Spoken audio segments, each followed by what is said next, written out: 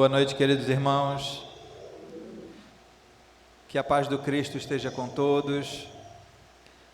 Sejam muito bem-vindos à nossa casa para mais uma palestra pública. Hoje trazemos o nosso irmão Emanuel com o tema Espiritismo e Lar. Vamos fazer a nossa prece para iniciar os nossos trabalhos. Vamos apacentar os nossos ânimos. Roguemos ao alto.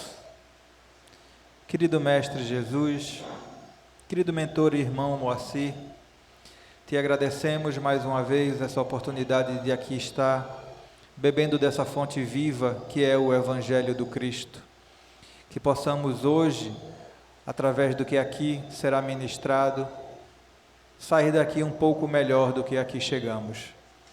Pedimos a orientação, a inspiração para o irmão que fará uso da palavra, para que possa lograr êxito nessa tarefa da noite de hoje. Que o Senhor nos abençoe, nos proteja, hoje, agora e sempre. Passo agora a palavra ao nosso irmão, Emanuel. Boa noite a todos e a todas. Que a paz de Jesus se faça presente em nossas vidas, hoje e sempre. Antes de iniciarmos nossa aula na noite de hoje, porque eu sempre falo que uma palestra espírita é, antes de tudo, uma aula.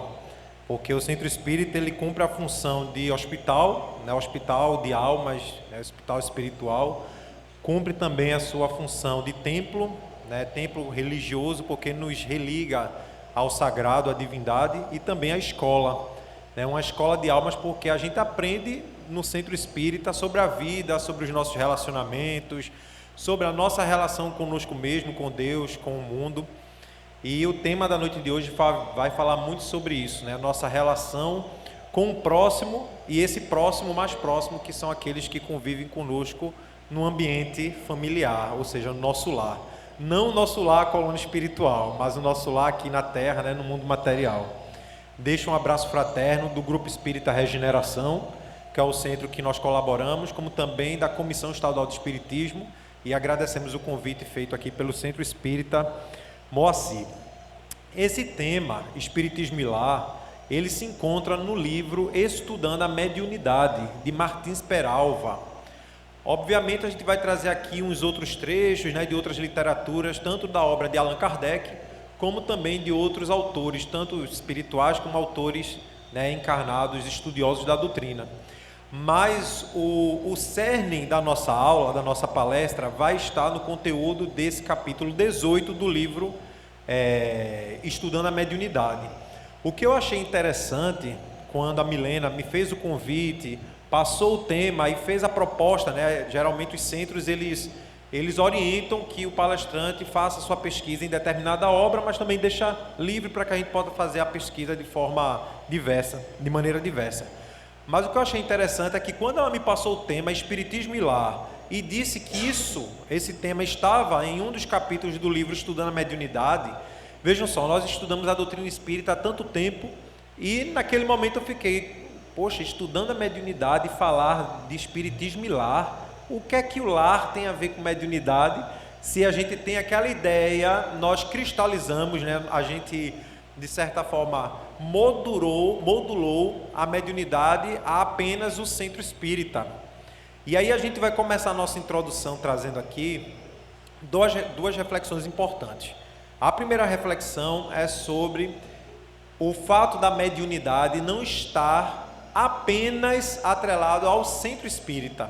Às vezes a gente acha, né, nós pensamos que o ser médium é aquele indivíduo que tem a mediunidade ostensiva, como o professor Allan Kardec fala no livro dos médiuns, no capítulo que trata sobre médiuns ou mediunidades, né, os tipos de mediunidade.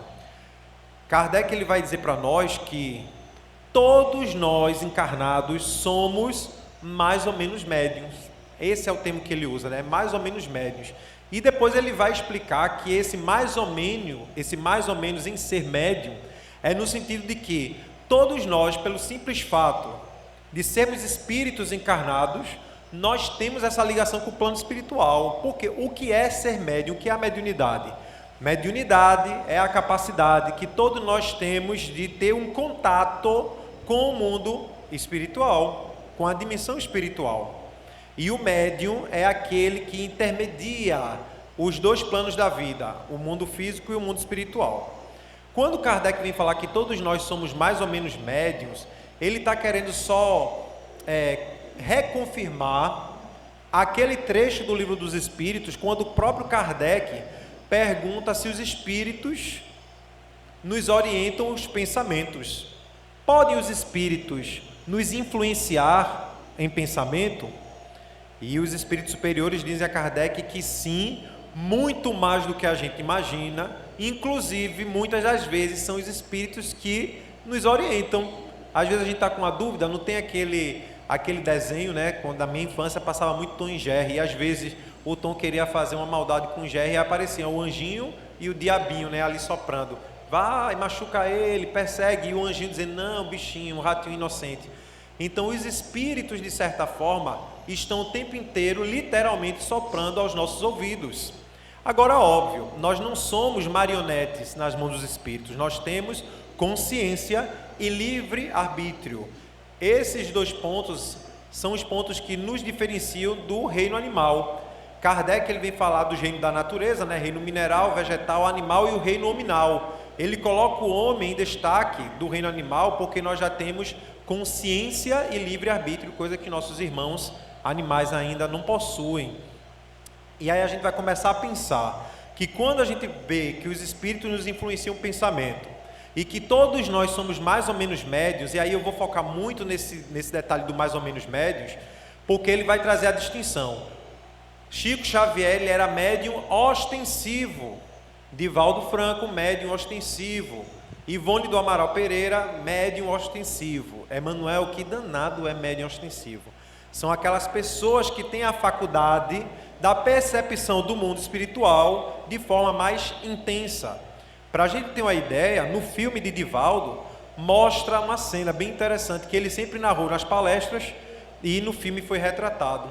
Quando ele passa no concurso, né, do PASEP, é tipo INSS lá da Bahia, o Divaldo ele é de Feira de Santana, né?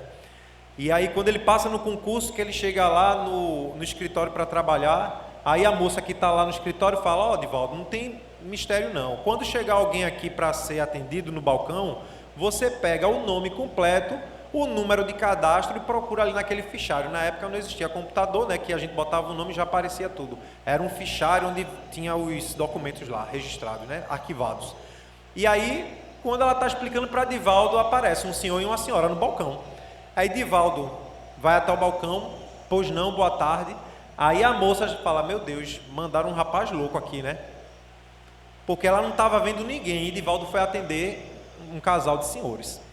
E aí nós viemos ver como está o andamento da nossa aposentadoria. Pois não, como é o nome de você? Fulana e Cicrano. Aí ele vai até o fichário para procurar, né? Aí a moça fala, ô, esse menino, tu é doido, é?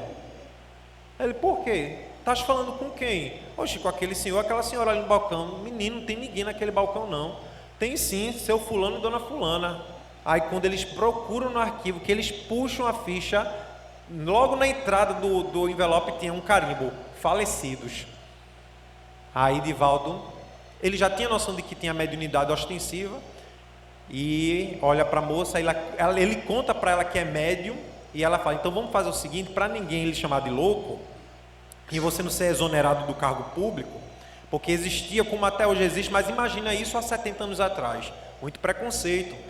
Então faça o seguinte, quando chegar alguém naquele balcão, você olha para mim, se for alguém vivo, eu faço ok, se for alguém morto, eu faço não, e você não vai atender. Mas imagina, você aqui, a pessoa no balcão, moço, moço, e você fingindo que não está ouvindo, coitado do desencarnado.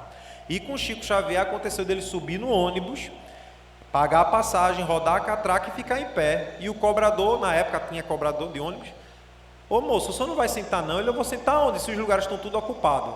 E o ônibus vazio, e Chico Xavier viu os espíritos todos sentados. Então essa mediunidade ostensiva, nem todo mundo realmente tem.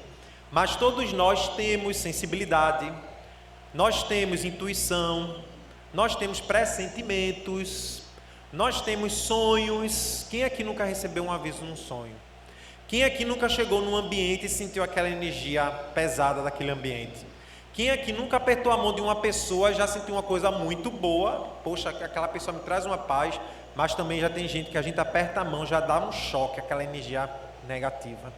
Quem aqui nunca pensou, não, eu vou por essa rua, aí vem aquele pressentimento, oxe, que coisa estranha, vou dar a volta. Aí quando dá a volta, descobre que teve um assalto naquela rua. Então todos nós temos essa percepção mediúnica. Emmanuel, por que toda essa introdução, se o tema da nossa aula é Espiritismo e Lar? Porque o Martins Peralva, ele vai analisar um trecho do livro do André Luiz. Para quem não conhece, André Luiz foi um médico que desencarnou, tem um livro dele bem conhecido, Nosso Lar. Inclusive, em agosto vai entrar em cartaz Nosso Lar 2, Os Mensageiros, que é a continuação, né, do filme e do livro Nosso Lar, o livro Mensageiros. E os livros do André Luiz é uma série, né, A Vida no Mundo Espiritual, são 13 livros, onde o André Luiz, depois que desencarna, ele vem contar como foi a experiência dele no mundo espiritual. E as suas caminhadas, suas missões. No livro Mensageiro, por exemplo, ele participa de uma expedição de uns espíritos aqui na Terra, de um grupo chamado os Mensageiros, que vinham no socorro de nós encarnados, para nos auxiliar aqui nas nossas tarefas diárias. E aí ele narra de um casal, não me lembro agora o nome do casal, mas vou deixar aqui como uma curiosidade para lerem o livro, ou em agosto irem ao cinema. E é um casal que está em casa, num relacionamento, como qualquer outro casal, e aí os espíritos influenciam nesse relacionamento. Inclusive, a moça do casal, ela é médium, ela está se preparando para ir para o centro espírita, tem uma discussão com seu cônjuge ali naquele momento, onde vai ocasionar um desequilíbrio nela, e ela não vai conseguir executar o trabalho dela lá no centro espírita. Então todo o capítulo vai narrar nessa ideia da convivência em família, e como a espiritualidade que não é tão esclarecida, a espiritualidade que não quer muitas vezes ver a nossa felicidade, a espiritualidade que muitas vezes, por desejo de vingança, ou por simples fato de realmente achar que porque eu estou sofrendo, ele também vai ter que sofrer, porque ele merece ser feliz enquanto eu estou em sofrimento. Se no mundo dos encarnados existem pessoas assim, fora da matéria também há irmãos espirituais que infelizmente caminham nessa energia. Eu vou falar que nem os meninos lá da escola, né? Sou professor, nessa vibe de querer destruir, de querer acabar, de querer ver a briga, se divertem vendo os outros brigando, vendo os outros em desarmonia. E aí ele vem trazer a ideia de que o espiritismo, quando é levado para dentro do lar, pode ser, e com certeza é, uma grande ferramenta de equilíbrio na convivência das pessoas que estão ali naquele ambiente. Para a gente começar a trazer essa reflexão, é importante que nós pensemos o seguinte, da importância da família. Joana de Ângeles, no livro Estudos Espíritas, vai dizer que a família é um conjunto de almas vivendo no mesmo lar, aprendendo mutuamente com os afetos e desafetos. Porque às vezes a gente tem aquela ideia de romantizar a família, né? A família, eu costumo falar assim para os meus alunos, né? A família de comercial de margarina. O que é a família de comercial de margarina? É aquela família perfeita, todos felizes, né? Arrumados no café da manhã, brincando como se tudo fosse mar de rosas. Só que a gente sabe que na nossa vida a realidade não é assim como um comercial de margarina, como um comercial de Nutella, né? Todo mundo está ali feliz passando Nutella no pão, no bolo. Não existe essa realidade. E lá no centro, no Regeneração, o centro que eu trabalho, eu participo da evangelização com os jovens, da infância e da juventude. E uma vez a gente foi fazer uma palestra, uma aula, na verdade, com a juventude sobre a família. E a gente teve um impacto, porque nós preparamos uma palestra para tratar sobre o assunto de família dentro dos padrões de família que muitas vezes nós estamos acostumados. Só que quando a gente chegou lá na juventude, a gente encontrou, nós na conversa, no diálogo, na reflexão com os jovens, com os adolescentes, a gente começou a perceber que nem toda família tem o formato igual do outro. né? Tem gente que só mora com a mãe, tem gente que só mora com o pai. É o que a Constituição Federal fala hoje dos arranjos familiares, que hoje na nossa sociedade já é reconhecido os diversos arranjos familiares. Por isso que Joana de Ângeles, ela vem dizer que família é um conjunto de almas. Então não importa se eu moro com meu tio, ou se eu moro com minha avó, ou se eu moro com meu irmão, com os amigos, com um animal de estimação, não importa o formato, a conjuntura familiar ao qual estou vinculado. O que importa é que eu tenho que ter consciência que aquelas pessoas que moram comigo no lar, elas não estão ali por acaso. Existe um propósito daquelas pessoas estarem ali unidas.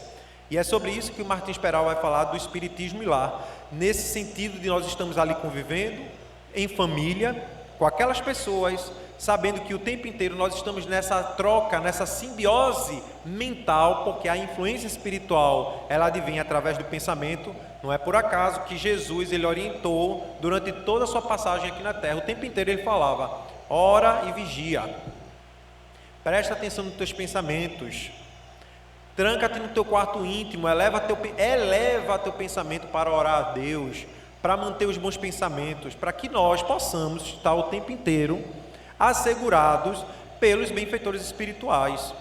Muitas vezes, gente, a gente fala assim, né? Isso é um pouco da herança da religião, podemos dizer assim, mal compreendida, né? Mal compreendida. Porque às vezes o espiritismo, quem lê o livro de Kardec, que é um livro que eu gosto muito, O Céu e o Inferno, ou A Justiça Divina segundo o Espiritismo, a primeira parte do livro vai fazer um comparativo sobre alguns tópicos no que diz respeito à religiosidade, como o espiritismo compreende aquele tópico e como a igreja compreende. A igreja que Kardec se refere é sim a igreja católica no século XIX, tinha ainda muita força, apesar de que, né, a questão do iluminismo, do positivismo já estava crescendo e a religião perdendo força. Da Revolução Francesa, a Revolução Industrial, a Igreja Católica foi perdendo força, mas ainda assim tinha bastante influência na sociedade parisiense, não só parisiense, da Europa, e foi uma grande perseguidora da doutrina espírita lá no seu início na França com Kardec.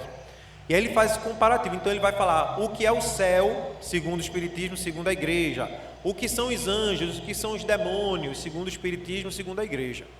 Apesar de Kardec, num esforço muito grande e bem louvável, ter desconstruído alguns conceitos para nós, como por exemplo, não existe nenhum inferno abaixo de nós, nenhum céu em cima de nós.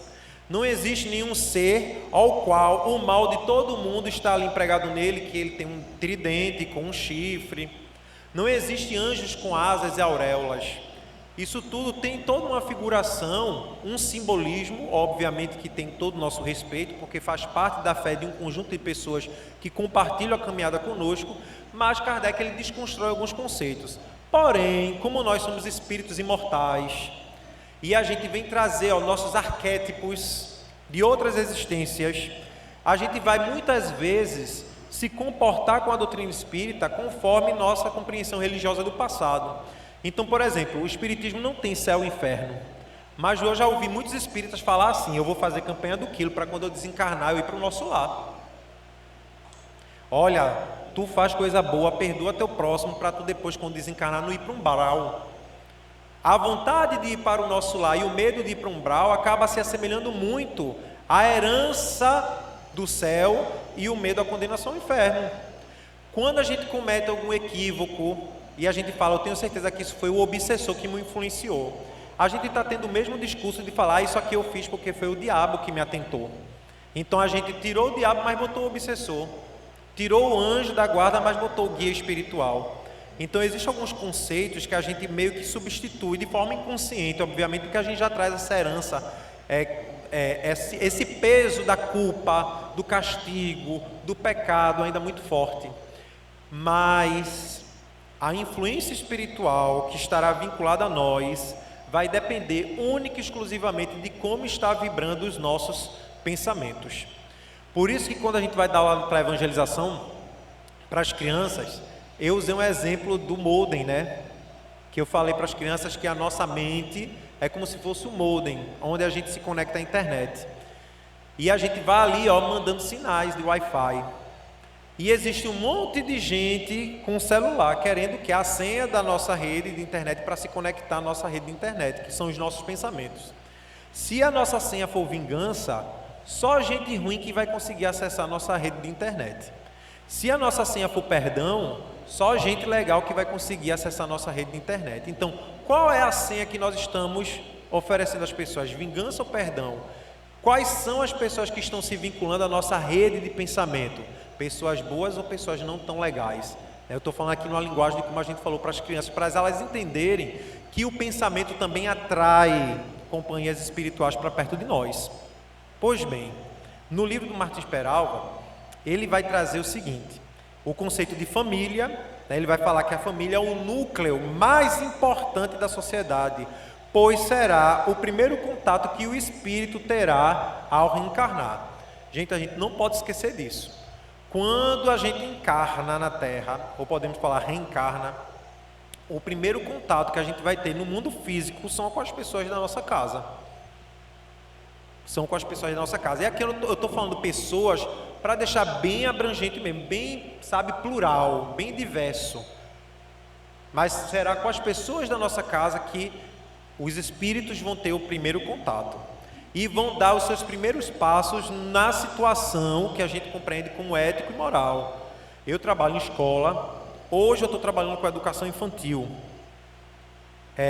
crianças de 2, 3 anos. E a gente observa que mesmo sendo tão pequenos, com 3 anos de idade, eles já trazem de casa costumes que muitas vezes a gente fica chocado. Como uma criança de 3 anos bateu no coleguinha, a gente botou na cadeira do pensamento que não pode falar castigo, é uma cadeira do pensamento. A gente senta ele na cadeira do pensamento, conversa com ele, senta para ficar do mesmo tamanho dele, né? Porque a gente não pode também falar em pé, se abaixa para ficar do mesmo tamanho da criança. Conversa para fazer ele compreender que aquele ato de violência não é legal, não é certo.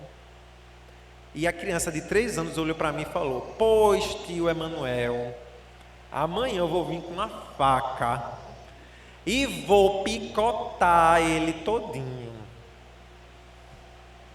3 anos. Marcamos com a psicóloga, com a mãe para vir. Resumindo a história, adivinha qual é a série que esse menino de 3 anos assiste? Eu não vou falar série, mas já dá para imaginar. Então as crianças ouvem as músicas, assistem às séries e elas vão assimilando aqueles conceitos. Então provavelmente ele viu a cena de algum filme, de alguma série, onde uma pessoa pegou uma faca, picotou o outro, e aí ele traz aquilo como referência do quê? De um desejo de vingança. Porque nós não podemos esquecer nunca. Hermínio Corrêa de Miranda, no livro Nossos Filhos São Espíritos, ele deixa muito claro ali que o fato de ser uma criança não isenta a realidade de que é um espírito antigo. Tanto que na sala de aula eu vou pegar irmãos gêmeos, casal, é um menino e uma menina, não vou citar nomes por questão de ética. Um casal, 2 aninhos e pouco. O menino, meu Deus do céu, o menino não consegue matar uma formiga. A menina atropela todo mundo, destrói tudo. Então você vê que mesmo sendo tão pequenos, eles têm já uma personalidade que vem da sua existência espiritual. Então cabe ali aos pais, às mães, aos responsáveis, educadores, o quê? Orientar aquela criatura no seu desenvolvimento, para que ele possa desenvolver suas potencialidades, porque todos têm, cada um ali tem um talento diferente, mas desenvolver essas potencialidades para o bem. A família, ela vai ser essa base. Aí quando chega na escola, aí já vai ter um outro contato, porque a criatura, gente, ela reencarna. Ela está ali dentro de casa. Então ela vai conviver com aquelas pessoas. Se for uma pessoa espírita, a mãe vai trazer para o centro. Se for evangélico, para a igreja. Se for da Umbanda, para o terreiro. Se for muçulmano, vai para a mesquita. Mas aí cada um vai ter sua religião. O pai torce pelo Santa Cruz, ou pelo esporte, ou pelo náutico. Aí ele vai ter aquela referência de time de futebol de acordo com o pai. A mãe escuta muito samba, rock, MPB, a referência é aquilo. Quando a criatura chega na escola, ele toma um choque, Porque ele vai conviver com outras crianças e vai descobrir que tem outros times de futebol, que tem outros estilos de música, que tem outros tipos de comida, outras religiões. E aí o primeiro choque que o indivíduo tem ao ir para a escola é descobrir que o mundo não é igual ao mundo que ele tinha em casa com a família. O mundo é plural. E aí a escola tem essa importância, mas a escola não vai fazer o papel de família nunca, jamais. E eu, enquanto pedagogo e educador, posso confirmar isso. A escola não substitui a família. Por isso que é uma parceria, né, nessa construção. O Martins Peralva, ele vai falar sobre a importância da família, vai falar de que os nossos encontros, na verdade, são reencontros, e vai dizer que quando nós estamos convivendo em família, nós estamos ali passando por uma experiência evolutiva reencarnatória. Quando nós vamos ler os livros de André Luiz, tem um trecho, quem assistiu o filme Nosso Lar, ou quem leu o livro, vai ver que existe lá na colônia Nosso Lar, eu vou abrir aqui um parêntese. Gente, Nosso Lar não é o mundo espiritual, pelo amor de Deus. Nosso Lar é uma colônia espiritual para onde André Luiz foi. E ele vem narrar o que ele viveu nessa colônia espiritual. Mas não significa que a gente aqui, quando desencarnar, vai para o Nosso Lar, não. Não significa isso. Então, as colônias, as dimensões espirituais, a erraticidade, tem vários termos, né, que Kardec usa, são diversas e de acordo com o grau evolutivo de cada um aqui presente. Ao ponto do seguinte: um avião que tem 200 passageiros, infelizmente acontece uma pane, um desastre aéreo, o avião cai e todos os 200 passageiros desencarnam. Provavelmente aqueles 200 espíritos vão para dimensões espirituais diferentes, porque cada um tem um grau evolutivo diferente. Lá na colônia Nosso Lar, tem um ministério da reencarnação. Não sei se vocês já leram o livro, lembra desse momento do filme, que é quando a mãe de Lísias vai reencarnar e o bichinho fica chorando. Aí eu lembro que quando a gente está aqui encarnado e se despede de um ente querido, que ele desencarna, a gente chora, né? Porque está indo embora. Mas lá no mundo espiritual, quando nós nos preparamos para reencarnar aqui na Terra, quem vai ficar lá no mundo espiritual também fica triste, porque vai separar. Veja, eu acho isso do amor tão lindo, que mesmo separados pelas dimensões da vida, a gente sente, né, a tristeza de ter que se despedir do outro, mesmo que momentaneamente. E lá no Ministério da Reencarnação, André Luiz narra que nós vamos fazer o nosso planejamento reencarnatório. A gente vai ali, sentar com o nosso mentor, porque se deixar a gente planejar, a gente vai querer nascer rico, a gente vai querer ser rico, vai querer ser sarado sem precisar ir para a academia, vai querer ter o cabelo belíssimo, seja um cabelo afro ou um cabelo liso, dependendo do seu estilo, mas sem precisar usar produto. Ainda bem que eu já me libertei, a gente vai devolvendo as coisas, né? Com 21 anos já não tinha mais cabelo nenhum, aí eu já assimilei isso já. Mas a gente, se depender da nossa evolução, que ainda é muito primária, a gente vai fazer nosso planejamento reencarnatório perfeito. Mas aí os nossos amigos espirituais do outro lado da vida vão sentar com a gente. Aí vai falar: ó, Emanuel, vem cá, tu vai querer reencarnar socialmente falando como? Assim, a tua condição social. Eu disse: eu quero ser bilionário. Não, tu vai ser bilionário não, porque tu ainda é muito vaidoso. Se tu tiver muito dinheiro, tu vai pisar nas pessoas. Vamos mandar assim: eu vou fazer tu pegar o ônibus Barro Macaxeira Várzea todo dia para ir para o trabalho, para tu sentir um pouquinho o que é o calor humano, para tu ir, né, desenvolvendo a empatia, a compaixão pelo próximo. Então o planejamento reencarnatório vai surgir nesse sentido. Nossos amigos espirituais, junto conosco, vão ali nos orientando para que a gente tenha mais ou menos uma noção de como vai ser a nossa próxima existência. E aí se inclui quem vai reencarnar conosco. Quem são as pessoas que vão estar ali convivendo conosco naquele lar, fazendo como Joana disse, aprendendo com a convivência, com os afetos e com os desafetos. Emanuel, por que desafetos? Porque Emanuel, não é Emanuel não, é Emanuel, mentor de Chico. Lá em Uberaba, quando Chico atendia uma família que era totalmente desestruturada, Chico chegou para Emanuel e falou: Emanuel, como é possível uma família desse jeito? A mulher odeia o marido, que odeia o filho, que odeia a irmã, que odeia não sei quem. Aí Emanuel falou: por que, Chico? São espíritos desafetos que Deus colocou para nascer na mesma família, porque morando debaixo do mesmo teto, vai ter uma convivência mais próxima, e a possibilidade ali na relação de reconciliar-se, de compreensão, de perdão, de entendimento do outro, vai ser muito maior do que se morar longe. E aí eu fiquei pensando, como é que a espiritualidade consegue planejar de forma tão perfeita as pessoas que vão estar ali convivendo conosco no mesmo lar, ao ponto de uma pessoa que está traçado para entrar na sua existência, cruzar seu caminho, pode ter nascido em outro continente.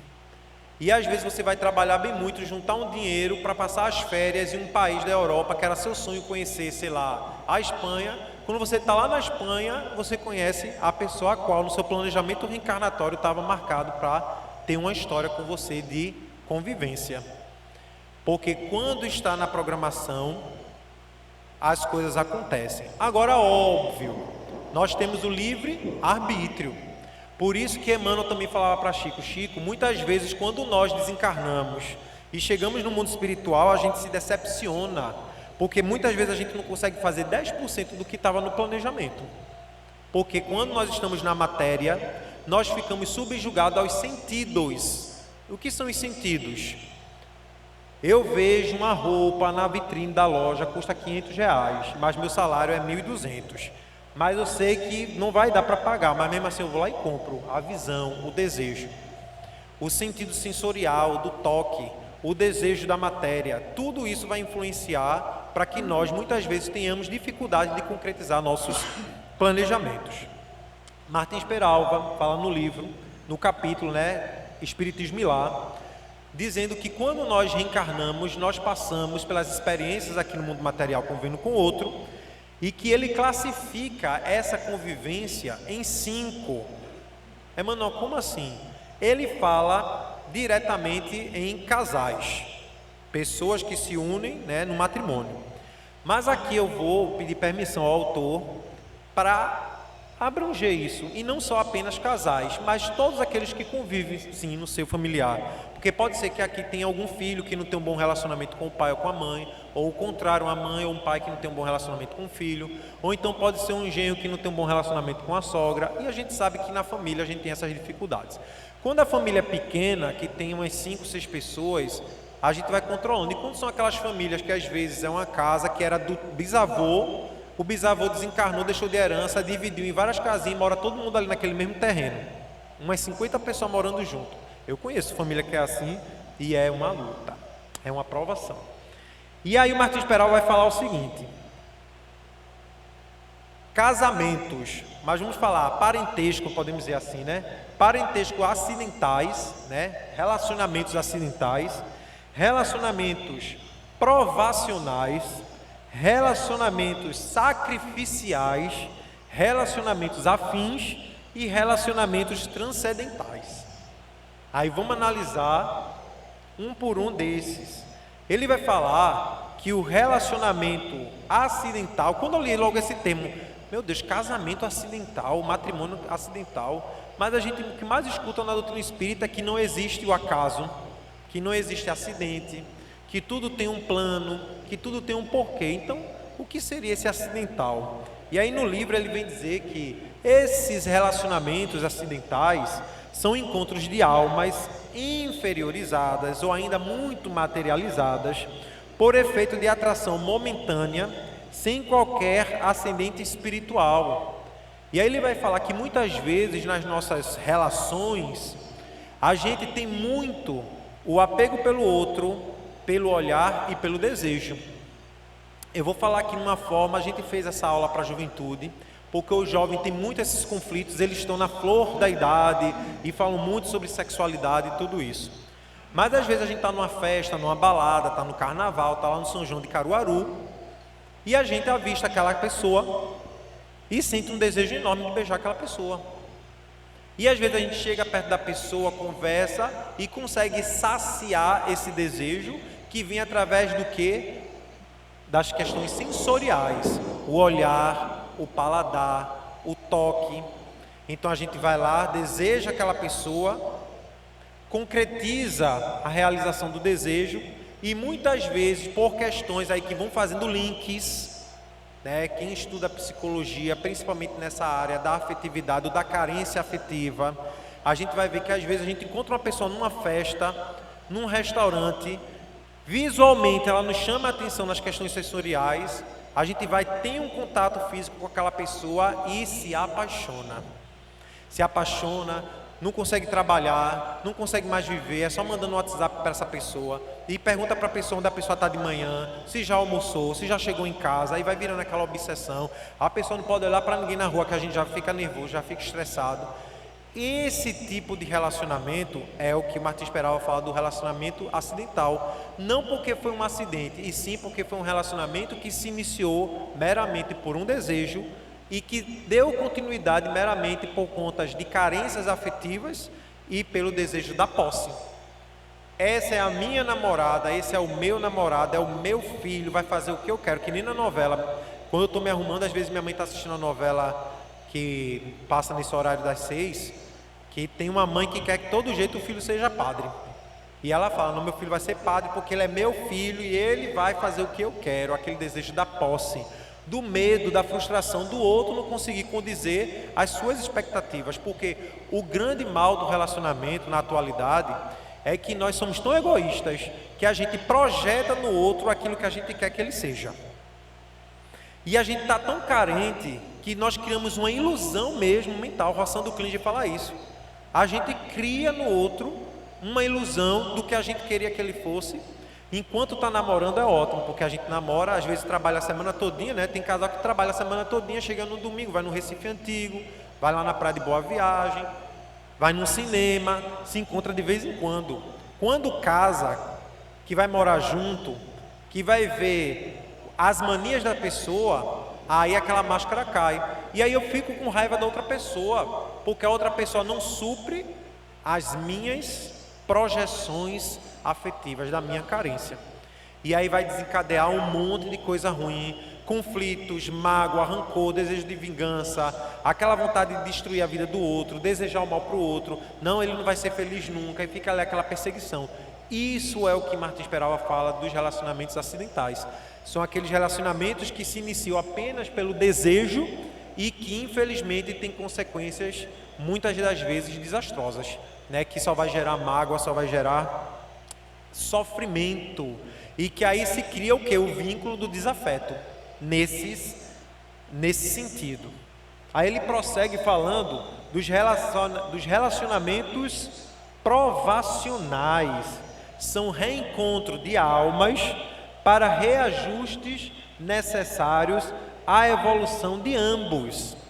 Então o que acontece? Ele vai dizer aqui para nós a ideia do seguinte: são duas pessoas que têm muitas dificuldades, muitas provações e expiações, porque a gente sabe que quando nós viemos para esse mundo, a gente não veio para passar férias, nem para se divertir, nem para ter, sabe, viver um mundo pleno de alegria, não. Tanto que no Evangelho segundo o Espiritismo, quando vai falar aquele trecho, a felicidade não é deste mundo, né?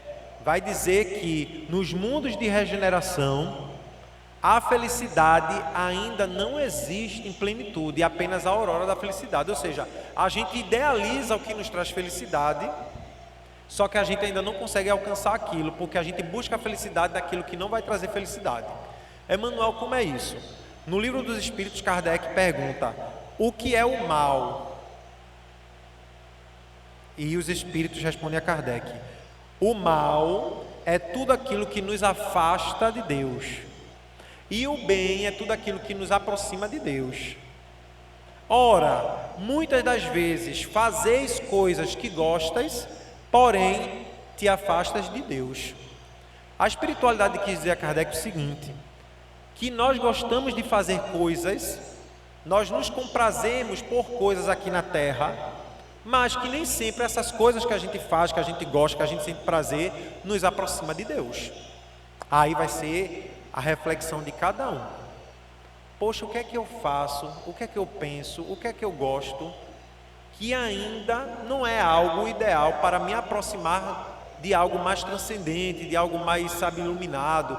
Mas eu gosto de fazer aquilo. Eu lembro daquela fala do apóstolo Paulo: tudo aquilo que eu não quero fazer eu acabo fazendo, e tudo aquilo que eu deveria fazer eu não faço, porque isso cabe ao nosso processo atual de evolução. A gente às vezes ainda está muito apegado às coisas da matéria. Então, muitas vezes nós temos provações a cumprir e nós nos vinculamos àquela pessoa que também tem provações a cumprir. É como se chegasse no mundo espiritual e a gente dissesse o seguinte, ó, eu vou usar aqui um exemplo de um dos livros de André Luiz. Nessa existência, eu me juntei aqui ao meu colega para tramar um crime contra o outro. Ele era dono de uma herança, vamos fazer o seguinte, vamos se tornar sócio dele, fingir que é sócio, a gente passa a perna dele, assassina ele, mas antes faz ele passar, de papel passado, a herança dele todinha para a gente fica com a fortuna dele. Concretizamos o plano, ele desencarna, nós, depois de alguns anos, usufruindo da riqueza daquele que a gente, na verdade, usou de má fé, cometeu um crime, nós também desencarnamos, que ninguém vive aqui para semente, um dia todo mundo vai partir, viu? Talvez tem gente que não sabe dessa notícia, mas um dia todos nós vamos partir. Inclusive eu vi no Instagram esses dias uma mensagem bem interessante, que depois a gente lê essa mensagem no final. Aí a gente chega no mundo espiritual. Eu e o irmão aqui, a gente vai ter uma expiação a cumprir, porque nós fizemos uma colheita ruim, que foi tramar contra o outro irmão. Então nós três vamos fazer um planejamento reencarnatório, onde nós possamos de alguma forma resgatar a falta que a gente fez com ele, mas não necessariamente sendo assassinados e tendo a riqueza roubada como nós fizemos com o outro, porque isso aí vai ser lei de Italião, olho por olho, dente por dente. Reencarnação não é olho por olho, dente por dente. Reencarnação é oportunidade de crescimento através do resgate de faltas passadas. Então, às vezes eu cometo um crime, ou então eu vou fazer algo ruim com o próximo e vou ter que resgatar isso futuramente, porém não necessariamente com a mesma moeda, porque não é olho por olho, dente por dente, é reparação espiritual. Então, nesses casamentos provacionais, provavelmente essas pessoas que convivem ali têm resgates coletivos a cumprir. Todo mundo ali está aprendendo, todo mundo ali está passando por uma expiação coletiva. Emmanuel existe? Existe expiação coletiva.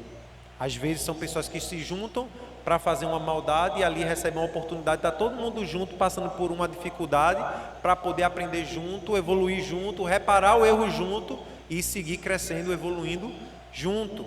Só para a gente fechar esse entendimento, há uns anos atrás no CIMESP é um congresso espírita que tem todo ano no Centro de Convenções, no Teatro Guararapes.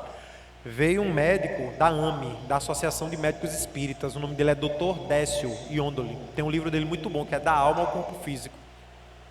E Dr. Décio narrou uma história de um amigo dele que frequentava o centro espírita, que ele também frequentava, e recebeu uma mensagem. Ele tinha uma missão muito bonita com a medicina, ele era médico cardiologista, inclusive se sacrificava muito para atender os pacientes, atendia no SUS, atendia no particular, atendia de graça, enfim. E chegou uma mensagem psicografada no centro que ele frequentava, desvendando o que foi que tinha acontecido na sua última existência, que fazia com que ele, na existência atual, tivesse uma dedicação tão grande à medicina, principalmente à cardiologia, né? E aí ele ficou sabendo que na última existência ele assassinou um amigo com uma facada no peito, que acabou atingindo o coração desse amigo. Todo mundo se preocupa com a chuva, né? E eu que volto de Ubermoto também me preocupo com a chuva. Mas vamos confiar na providência divina, que tudo acontece do jeito que tem que acontecer.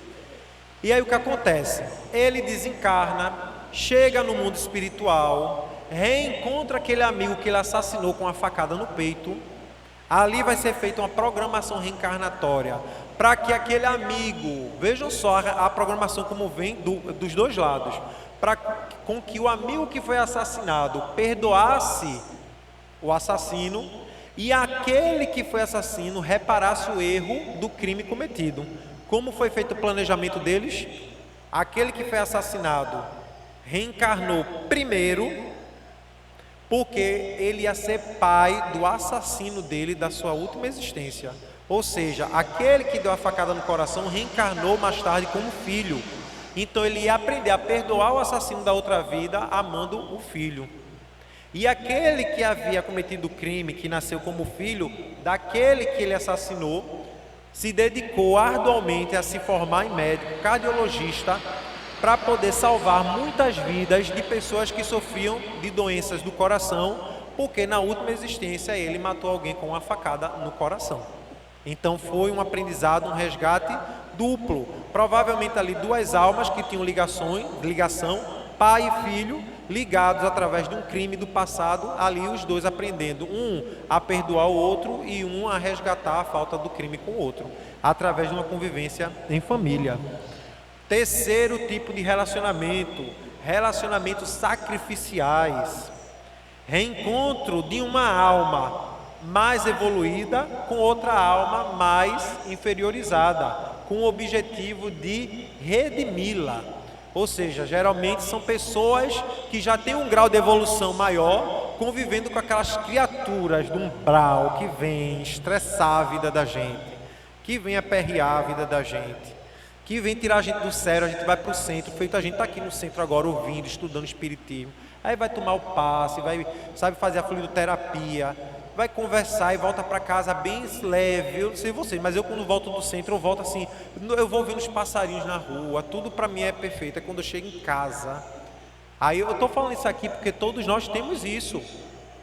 Chega em casa, aí tem que conviver com aquela criatura que na mensagem a paciência, que está no Evangelho segundo o Espiritismo, o espírito amigo, que depois a gente descobriu que era Joana de Ângeles, o espírito amigo fala na mensagem que bem dizer a Deus que colocou esta pessoa na sua vida, que muitas vezes é a causa do seu sofrimento, para fazer com que você aprendesse a desenvolver a paciência.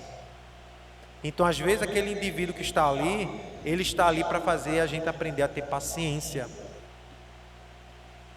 É sério, é verdade. E eu vou além. Às vezes a gente se coloca no papel de vítima, mas se a gente parar para pensar um pouquinho, fazer o autoconhecimento, refletir um pouco sobre nossas ações, muitas vezes nós é que podemos ser esse familiar que está em casa, tirando o outro que está evoluído do sério.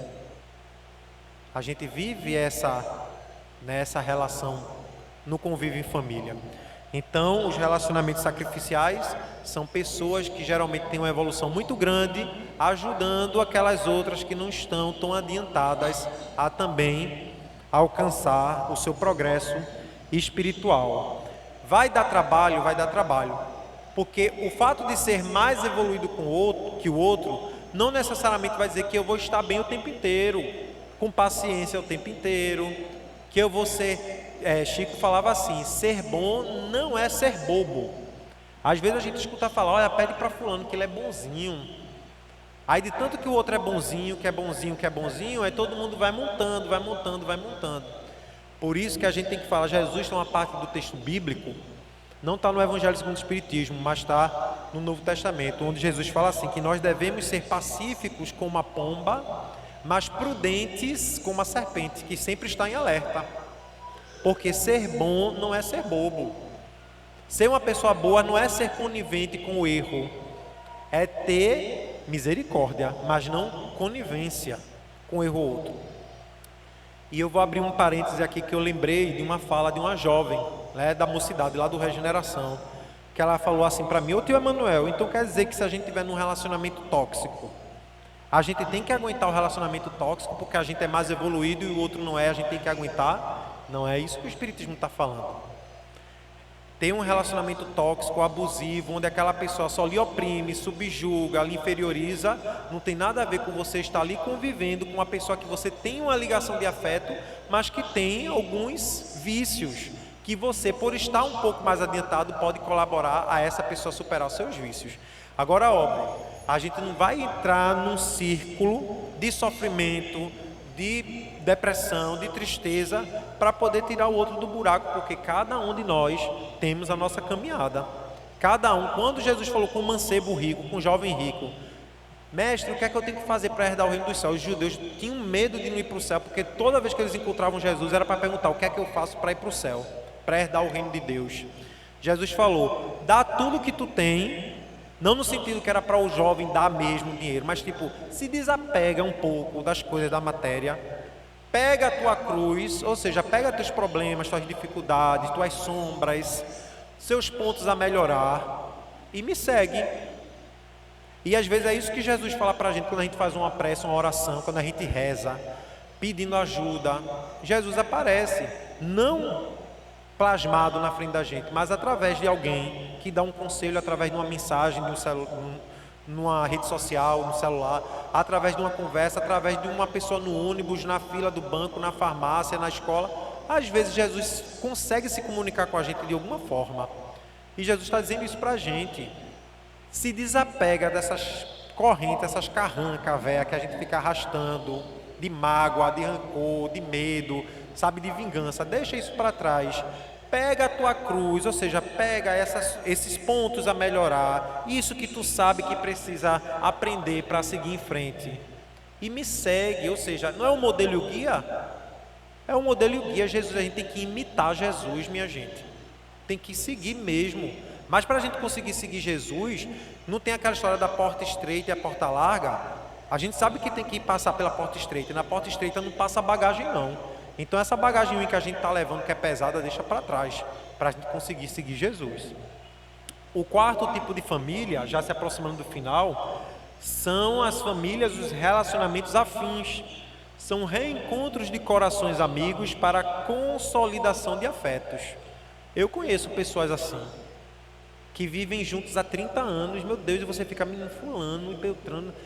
Aquelas duas criaturas são tão assim amorosas um com o outro, dificilmente vê brigando, sabe? São aquelas pessoas que todo mundo gosta de estar junto, sabe? Aquela pessoa que você faz questão de receber na sua casa como visita, marcar uma viagem junto, e jantar, sei lá, passear junto com aquelas pessoas. São pessoas agradáveis e que a gente quer estar junto porque o afeto, a afinidade entre os dois são tão grandes que a gente percebe, se contagia e quer aquilo perto da gente. São aqueles relacionamentos afins, famílias que estão ali, ó, sabe, na dor, no sofrimento, mas resiste porque existe afeto e afinidade entre eles. A gente estava fazendo um trabalho social na comunidade, a gente encontrou uma família com uma dificuldade, minha gente. Barraco de papelão, fazia tempo que eu não vi uma coisa daquela. Só conseguia comer porque o centro espírita, a igreja, chegava ali para dar uma refeição. Mas eles estavam tão assim, com um semblante, sabe, de paz, de tranquilidade. Era uma mãe, um pai e 3 crianças. 3 crianças tão pequenas assim, sei lá, tinha uns 12, 8 anos assim. 12, 8, 6 anos. E aí eu fiquei perguntando assim, minha irmã, como é que você está numa situação dessa de vulnerabilidade social tão grande, mas você passa uma paz tão grande conversando com a gente? Ela falou exatamente isso para mim. Ela disse, por quê? A gente tem um afeto, a gente tem uma cumplicidade tão grande aqui entre a gente, que mesmo passando por essas dificuldades, a gente está tão unido que a gente consegue passar bem, mesmo estando nessa dificuldade. E o último tipo de relacionamento que o Martins Peralva traz para a gente são os relacionamentos transcendentais. Almas engrandecidas no bem e que se buscam para realizações imortais. Ou seja, são aquelas pessoas que não necessariamente vão ser um casal, mas são pessoas que se reencontram. Eu sempre uso o exemplo. Quem é espírita, assim, de estudar, de conhecer o movimento espírita, conhece Divaldo, né, o médium, o palestrante Divaldo, e o amigo que ele teve, seu Nilson, que também muita gente conhece como tio Nilson. Quem não está lembrado, já assistiu o filme de Divaldo. Quem não assistiu, vai lá no YouTube, tem lá, Divaldo, Mensageiro da Paz. Vai mostrar a amizade de Divaldo e tio Nilson. Nenhum dos dois casaram. Nenhum dos dois constituíram família, aquela família no arranjo, né, que a gente compreende, que casa, tem os filhos biológicos. Mas teve uma vez que Divaldo chegou para Joana e falou, Joana, eu não vou casar não, Foi um dia que ele quis brincar carnaval. Ele quis sair no carnaval, a Joana, vai não sair no carnaval não, viu? Vai ficar aqui. Mas eu não vou não conhecer ninguém, namorar, casar, ter filhos. E Joana chegou para ele, você já está comprometido com a doutrina espírita e você vai ter muitos filhos. Como é que eu vou ter tantos filhos sem estar casado? Ela aguarde que você vai ter. E Divaldo adotou de cartório mais de 2.000 crianças. Lá na Mansão do Caminho, né, no bairro do Pau da Lima. Então eu vejo muito assim, a relação do tio Nilson com o Divaldo, uma relação de almas transcendentes. que não necessariamente constituíram a família de casar, de ter filhos biológicos, mas foram duas pessoas que se juntaram para fazer um grande trabalho social, para ajudar milhares de pessoas, e que é um trabalho que vai ficar para a imortalidade, sabe? Então, nós vamos observar aqui no nosso convívio familiar, a gente encontra essas relações que nos engrandecem, que nos amadurecem. E eu vou pedir só mais 3 minutinhos para trazer aqui uma história de como a gente pode fazer. Eu vou usar aqui um desses exemplos de almas que são diferentes, mas que quando se reencontram podem fazer grandes coisas. Nesse livro aqui do Divaldo, Sexo e Consciência, tem um capítulo o título do capítulo é Superando a Prostituição, e tem uma história chamada Um Objetivo para a Vida. Nessa história, Divaldo narra que foi convidado para fazer uma palestra numa cidade de interior, de um estado, não me recordo agora o estado. Nessa cidade de interior não tinha centro espírita, e aí alugaram, né, um local, um teatro para fazer a palestra de Divaldo. E aí Divaldo chegou, estava ali proferindo a palestra, e Divaldo disse que percebeu quando uma moça entrou lá no final e ficou sentado no último banco. Joana de Ângeles, que é o espírito guia de Divaldo, se aproximou de Divaldo e falou: Divaldo, preste atenção naquela moça que sentou lá atrás, você vai ajudá-la. Aí Divaldo, né, deu aquela paradinha na palestra, continuou. Quando terminou a palestra, as pessoas vieram cumprimentá-lo, como é de costume, tirar foto, conversar com o Divaldo e tal. E aquela menina ficou lá no último banco, parada, sentada, como que estivesse esperando alguma coisa. Quando terminou todo mundo cumprimentar o Divaldo e começaram a sair, Divaldo foi se aproximando dela. Ela tentou fugir, mas Divaldo chamou, começou a conversar com ela e ela contou brevemente a história. Ela disse para Divaldo que morava em uma casa de meretrismo e que ela era uma das moças que trabalhavam ali com sexo, né, vendendo o seu corpo. E que na palestra de Divaldo havia falado sobre a questão do aborto e que ela havia ficado muito triste porque na sua carreira de profissão de sexo ela havia já cometido alguns abortos e aquilo tinha pesado muito na consciência dela. Joana de Ângeles falou com Divaldo, né, aquela intuição que todo mundo tem. Divaldo começou a falar algumas palavras para ela, de consolo, sempre há tempo de recomeçar, não desista da vida, né? Encontre um caminho, um objetivo para a sua vida, para que você queira, se realmente, verdadeiramente, você não está suportando mais a sua atual experiência, né? Tenha fé em Deus, busque um caminho que a espiritualidade vai lhe ajudar. Divaldo foi embora, era uma cidade interior, como eu falei, não tinha centro espírita. Ela voltou para a sua vida lá na casa de meretrismo e um belo dia apareceu um cliente. Era um jovem que não era da cidade, chegou lá, né, nesse local, música, festa, bebida, e ele olhou aquela jovem sentada no sofá e alguma coisa aconteceu que ele se apaixonou por ela. Aquela paixão, né, que vem da primeira vista. Se aproximou, começou a conversar com ela, disse que queria ter um momento com ela mais íntimo, levou para um espaço separado, mas chegando naquele espaço ela se surpreendeu porque ele não quis ter nenhum tipo de toque íntimo com ela, queria apenas conversar, saber da vida dela, como é que uma jovem tão bonita, inteligente, estava num, né, local daquele onde as moças estavam ali se prostituindo. E ela contou brevemente sua história para encurtar também aqui o nosso tempo, e aí ele prometeu para ela que iria tirá-la daquela vida. Foi embora, meses depois ele volta, paga a dívida que ela tinha com a dona lá do prostíbulo, porque isso acontece muito, elas entram numa dívida interminável que elas não conseguem pagar e ficam ali sendo utilizadas. Levou ela para uma cidadezinha vizinha, onde comprou um casebre, e ali eles começaram a viver de plantio, de colheita, pegaram as galinhas, sabe, uns porquinhos, começaram a criar. Depois, quando já havia juntado um montante, ela descobriu que a dona lá do prostíbulo estava negociando um imóvel. Eles voltaram para aquela cidade com o montante que havia juntado depois de muitos anos, gente. Não foi 1 ano, 2 anos, depois de um tempo. Adquiriram um imóvel onde aquela moça havia muitos anos trabalhado como profissional de sexo. Adivinhe só, eles compraram o imóvel, mandaram pintar, reformar o imóvel todo e transformaram o imóvel num orfanato. As moças que ainda trabalhavam lá, né, como meretrizes, eles as contrataram para serem as cuidadoras das crianças do orfanato. Divaldo foi convidado 10 anos depois daquela primeira palestra a voltar naquela cidade para fazer novamente uma palestra, mas dessa vez na inauguração do primeiro centro espírita daquela cidade. Quando Divaldo chega, ele vai ser recepcionado por esse jovem e adivinhe só, a outra jovem. Divaldo reconhece ela 10 anos depois, que ele tem uma memória boa, também com 97 anos fazendo aquelas palestras que ele faz. E ela conta toda a sua trajetória. E aí Joana fala para Divaldo: Divaldo, fale para ela que muitas das crianças que ela recebe no orfanato são os espíritos que ela abortou em outros momentos e que Deus, na sua infinita misericórdia, deu a oportunidade de elas ter novamente na sua vida e dessa vez conseguir criá-los. Então, pessoas queridas, amadas, que nos ouvem nessa noite, às vezes a gente acha que alguém que cruza a nossa vida, seja o nosso namorado, namorada, o nosso marido, esposa, está ali por acaso, não está. Ali é uma alma que se reencontra com a gente com um objetivo, com algum tipo de afinidade.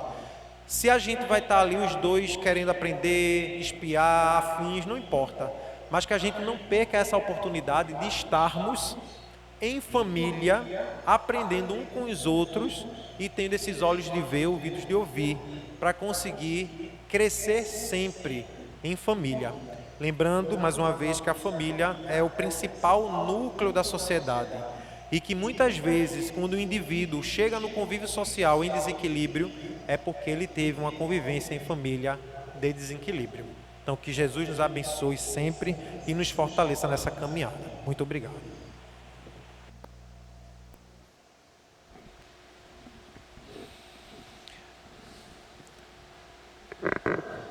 Muito obrigado, meu querido Emanuel,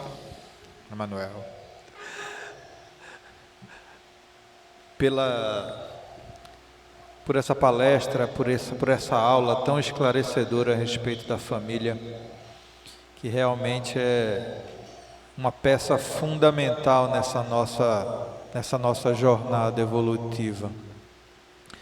Alguns avisos breves, meus queridos. Aqueles que trouxeram água para fluidificar, a favor não esquecer, na saída, verificar o nome para não levar água trocada. Sexta-feira, véspera de São João, palestra pública normal. Tá? Funcionaremos normalmente com palestra pública. Hoje, devido ao número reduzido de trabalhadores para o passe, o nosso passe será coletivo. Vamos agora fazer a nossa prece de encerramento. Quem pegou ficha para o passe, na saída é só devolver ali na secretaria, tá bom? Vamos agora fazer a nossa prece. Vamos aproveitar esse momento para maturar tudo aquilo que recebemos aqui nessa noite de hoje. Mentalizemos nossos familiares, nossa casa, nossos afetos, nossos desafetos.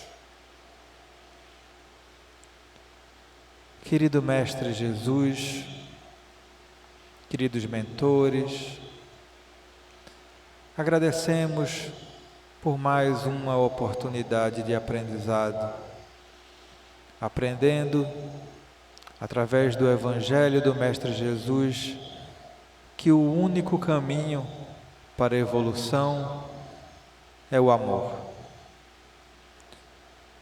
O amor que muitas vezes nos escapa pelos dedos, o amor que muitas vezes está ao nosso lado, fantasiado muitas vezes